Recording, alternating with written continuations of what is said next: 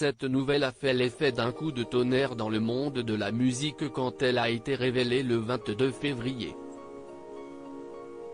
Les Daft Punk ont annoncé leur séparation avec une vidéo intitulée Épilogue, dans laquelle ils ne donnent pas la raison de cette annonce soudaine.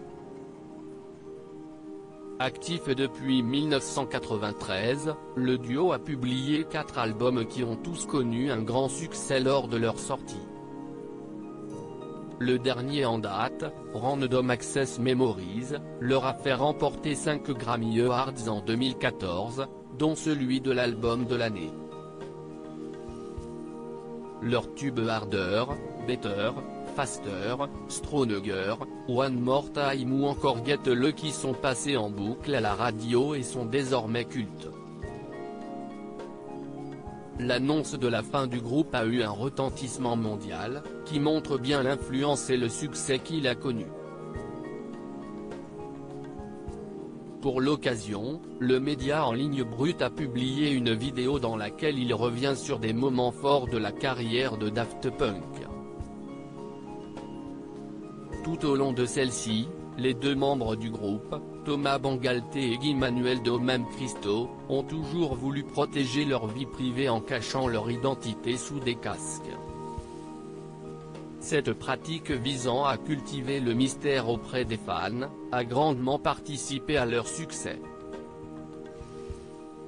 Sur cette vidéo de Brut, on voit néanmoins une interview des 2 Français en 1996, avant qu'ils décident de cacher leur visage.